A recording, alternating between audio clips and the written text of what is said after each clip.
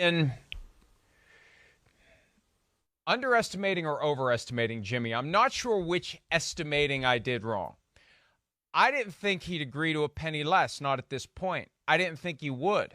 Right. I think at this point, you just sit back and say, hey, it's up to you. We all know, we're all grown-ups. $25.62 million, fully guaranteed as of September 10 at 4 p.m. Eastern. You either cut me by then or it vests. You decide what you want to do. 49ers. I mean, how many times did they have to tell us he's off the team? Yeah, I know. How many times did they have to tell us he's gone and he's not coming back? And then they pivot as they needed to. You know, they couldn't have planned it any better, but they didn't plan it. That's right. Sometimes the best plans are the ones you didn't plan. This just was perfect for them, but it wasn't what they were trying to do. But Chris, I mean, we're gonna unpack this over the course of the next 2 hours, maybe the full 2 hours. Who knows? Especially if I keep hogging the mic. But they abandoned ship on their plan, and I am reminded, and then I will turn it over to you for your victory lap. I am reminded of something a wise man has once told me, and told me again and again to make sure that it finally took root, because sometimes it takes more than once. There are teams that will make a mistake and double down on it. Yeah, I and thought only about make it worse. Right. Then there are other teams that make a mistake and they say, "Oh shit, we made a mistake." Right. Clean up on aisle 5. Let's admit it. And who cares if people point and laugh? At least we're not making it worse by clinging to something that we shouldn't be doing. Yeah, agreed. I thought about you, actually, because you've been one that has always brought that up. And you know, I always think about you in those situations where I go, wait, are they really going to, you know, bite off their nose to spite their face here in a situation just so they don't look bad for making one bad decision, and now we're going to make 2 bad decisions because we want to try to cover up that first bad decision. That's where I give Shanahan, Lynch, you know, kudos to them. And again, I'm not sitting here victory lap. I just think it was smart football minds were thinking this. I got to think that. You know, again, it made sense from too many standpoints, at least from the 49ers. And like you're talking about, I don't think this was the original plan. No, I think, hey, they'd love for everything to be warm and cozy, and Trey Lance is the man, and he's the starting quarterback, and he looks good, and we can just release Jimmy G if we don't trade him here in the next few days and be done with it forever and never have to worry. But what happened is they evaluated the situation for what it is, at least the way it looks on you know, on sitting here on this side of the TV, when you just go, okay, we heard reports training camp throughout. You know, it's not always that great. It's a little inconsistent. Offense, you know, Trey Lance looks choppy. Then you watch 2 games and you kind of get the same feel, other than one play down the left sideline against, you know, the third-string safety of the Green Bay Packers. So I think when you add all that up and then you look at the rest of the 49er football team, not only on paper, but just what you see even from some of the starters that did play, some of the backups that play, you go, oh, wow, whoa, they're talented and some of their stars aren't even playing. Oh, wow, they got depth across the board at all the important positions. They're arguably the best roster in football.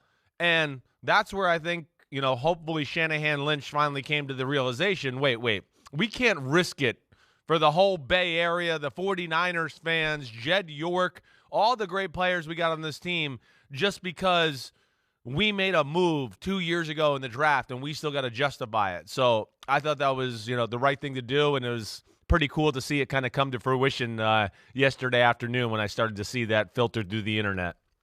And the reality is they are clearly admitting one mistake, which is we never should have excommunicated Jimmy Garoppolo in the first place. And we've come to the conclusion, without Trey Lance being the one who suffered the torn ACL or ruptured Achilles tendon, that we need to be the people who have Jimmy Garoppolo ready to go in case of injury or ineffectiveness. The deeper message is, hey, folks, we may have screwed this up with Trey Lance. In our haste to rectify a string of bad quarterback decisions, from not waiting for Kirk Cousins and trading for Jimmy Garoppolo, before that, not evaluating Patrick Mahomes coming out of the 2017 draft, or Deshaun Watson for that matter. Right.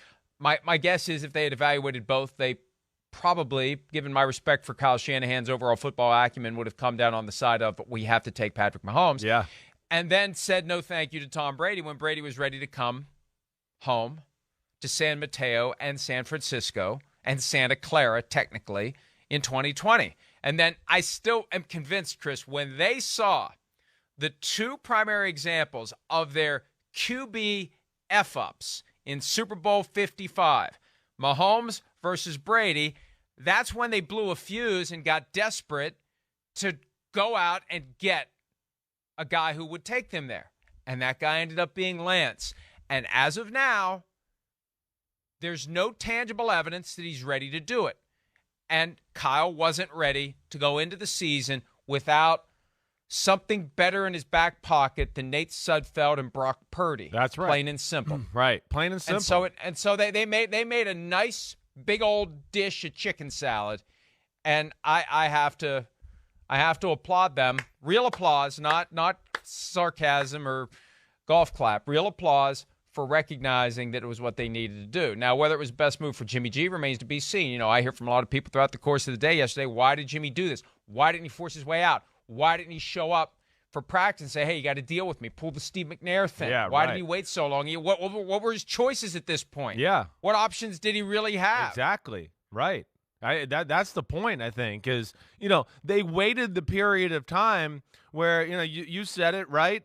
They excommunicated him to where, okay, you practice on the side and do that. No, you don't have to come to meetings. But, of course, they didn't want to take that risk of, oh, yeah, him getting hurt and practicing, and then they have to pay him $25 million. And then at the same time, Jimmy G is happy with that because he's going, well, okay, fine, that's good. Well, maybe there's a situation around the league that'll arise here through training camp that makes sense for me, and I can go somewhere and be the starter. And as time went on, we saw, you know, little by little that those chances were falling by the wayside. We thought, ooh, maybe Cleveland, if Deshaun Watson gets suspended for a full year. And then, okay, it's only 12 games, and they're standing pat with Jacoby Brissett. They didn't want to confuse things there. And then you start to look at it and go, okay, so where else? Where else are we going here? And, you know, I know we talked about Texans and Seahawks yesterday, and I honestly think the Texans want to see what Davis Mills is. I doubt they're banging down the door for Jimmy G. So I think when you add all of that up and then, wait, the guy we got, Trey Lance, is not where we were hoping he would be, then that's where you got to make a tough decision. And, yeah, you're going to take some heat for people going, hey, why did you trade 3 first-round picks to get this guy to go to pick number 3? Well, yeah. Listen, they had an eye on him. Obviously, Shanahan liked him. You know, does it look like it was worth all that assets right now? No, it doesn't. But that doesn't mean the story's written yet. We don't know. I mean, he could surprise us all, and Shanahan's game planning and stuff, and, you know, slowly but surely the training wheels come off with Trey Lance, and midway through the year he could be awesome. We don't know yet. But either way, I think, again, the intelligence got in the way, or thankfully got in the way of, like, what you're saying. The ego, the worry about all the other things that are out there in the NFL sports media world, the criticism we're going to take because we did this for Trey Lance. Okay, blah, blah, blah. Tough. It's football. It ain't perfect. So you do with it the best you got. You got a team that's really damn good, and now you got a great insurance policy with Jimmy Garoppolo. And look, we had been hearing for months that they didn't know what they had in Trey Lance. And, of course, they didn't know what they had. You don't know what you have in a young quarterback until he plays. I was on 95.7 The Game last week, and they think I've got some Trey Lance bias. No, we don't know what he's going to be until he is the week in and week out starter. We don't know how effective he'll be. We don't know how durable we'll be. And we don't know how he will deal with enough film being generated so that defensive coordinators can specifically come up with game plans aimed at taking away what he does best and forcing him to do things that he doesn't do well, and he never gets better at them, and then he's done. We don't know that. We don't know that for any of the guys. Right. Until they start playing. That's when you find it out. So, Chris, I remember last year, and I've credited you for this on radio stations from coast to coast, including New York and Los Angeles, even though I'll never go to either place again, saying that it was the Chargers preseason game last year. Jimmy G struggles, Trey Lance goes in, and your read on Kyle Shanahan, even though he doesn't talk to you anymore because you got a big mouth and you're in the media, the worst possible combination, you recognize that Kyle was disappointed that Lance didn't seize his opportunity then. Yeah. That the window was open in that preseason game, and he bashed his head into the frame. Right. And And because it was so weird last year. Remember, they were making us think, oh, there's going to be a Trey Lance package. Oh, and there was until there wasn't. Right. And then he was just kind of tucked aside and forgotten about. And, yeah, they don't know what they have. They don't know what they have. He started a couple of games because of injury. That's not nearly enough for them to know what they have, because there was nothing in those games that made us say, hey, there's the next Patrick Mahomes. So now they're going to find out what they have. Yeah, they're going to find out. And in the event that they find out they don't have what they thought they had, they still have Jimmy G. Yeah. It really is a great outcome for them.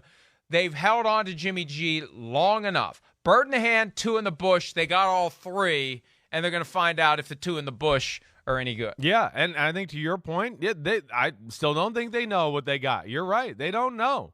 And I'm sure, again, I don't think this is an easy decision to want to have Jimmy G around and have this talk and this, in the locker room and any of that for the guy that you're trying to anoint, the new leader of your franchise in Trey Lance. But I think the move says it all as far as where Shanahan's mind is at, and that, like, I see potential in Trey Lance, but we're nowhere near that potential yet, and he's not in the trust tree with decision making or accurate throwing of the football or presence in the pocket yet, to where I just watching this game the other night live on Amazon Prime, I feel like I could see the not the panic, I don't want to say, but a little bit of the come to life moment for Shanahan of like, oh man, whoa, it's preseason game 3 and we're still really raw. Plays like this, just no idea somebody's around in the pocket. The other sacks he took, people wide open down the field, to where I think he finally said, okay, man, I've been trying to make this work and make him the guy, but I just can't do it anymore. I can't just go all in on Trey Lance. I got to take a few chips out here and have some on the side for Jimmy Garoppolo for just in case he gets hurt, just in case we get through 4 weeks and we're 2-2 and the offense hasn't played well. Okay, then we need to bring in Jimmy G, and he's got to, save the day there. So and again, we know that he's loved in the locker room. Guys like Kittle and Deebo Samuel, even though, they have respect for Trey Lance. Hey, Mike, you and I know how those guys are. And they're a lot of them are wired the same. We've met those guys. They want the ball. They want the ball a lot. And they probably look at it right now and go, well, Jimmy G can get us the ball a lot. And I don't know about Trey Lance. They're going to call a run play, and he's going to miss us on a few passes, and it's just going to be inconsistent, to where they know Jimmy G at least can get them the ball in their hands, and they can rack up stats and be the player they want to be. So it's a lot of factors at play here, but I do think the move says a lot about, where they are with Trey Lance and the trust tree, at least right now. In hindsight, the clearest evidence of what was to come came when Kyle Shanahan intended to give Trey Lance 2 drives in the preseason finale and gave him 3. Gave him 3, right. Coaches don't do that. Coaches have everything planned out. They balance it in advance. They understand the risk-reward of exposing a guy to potential injury in the preseason. But Kyle knew that Lance needed the work, and he said so after the game. I wish I could have gotten him more. Well, yeah. He knows he's not ready. He knows he's not confident as to whether he's ready. Yeah. You don't want to be going into week 1 at Chicago telling yourself, well, let's go see what happens. You want to be confident, that, especially of all coaches, I would think Kyle wants to be extremely confident that his plan is going to work. And there was just enough uncertainty to get him to say, I need an insurance policy. I need to keep Jimmy Garoppolo around. And let's get into the nuts and bolts of this. There's on the screen the quote from Kyle Shanahan from Thursday night with his high school yearbook photo. I know. I want to piggyback off of something you said there, though, just real quick before you start. Don't forget your next thought here. But I think you make a good point there, too. The first preseason game when he played, the first drive or 2, I think he played 2. He might have played 3 in that one. They didn't go all that great. And then he hit the touchdown. And I was like, okay, get him out. We got something good. Let's build off of that. And then I felt like the game the other night was, oh, man, not a great first drive. Oh, man, not a great second drive. Okay, let's do one more. Oh, not a good one either. And I wanted to go, well, leave them out there. Let them play again. Let's leave a few of the starting O-linemen out there and play more. But I think it was to the point where he went, I don't know if it's going to get better. It might get worse. I think that's where it got to him, where he was like, all right, let's just get him out. Let's get him out because I don't know what's going to happen. I don't know what's going to happen. Is he going to take another sack? Is he going to stare at people and not throw the ball to them while they're open down the field? Is he going to miss a throw? And I think to your point, he was just like, okay, it was solid enough, so let's just end it there before something disastrous happens. That's kind of the feeling I got the other night watching that game. So, again, that's totally my opinion and just what I assessed from the situation. But I kind of felt the same feelings you had right there as well. Or maybe if we give him one more drive, we get to the point where Jimmy Garoppolo realizes he actually has leverage in this conversation. Oh, I mean, I feel like there was a little bit there. Like, why stop on that drive? Just keep, if you're going to make a quote after the game, right, about, hey, we want to get him more reps and more experience. Well, there was a chance to do it there, but I feel like it was a little like, whoa, I don't know if I really want to see it.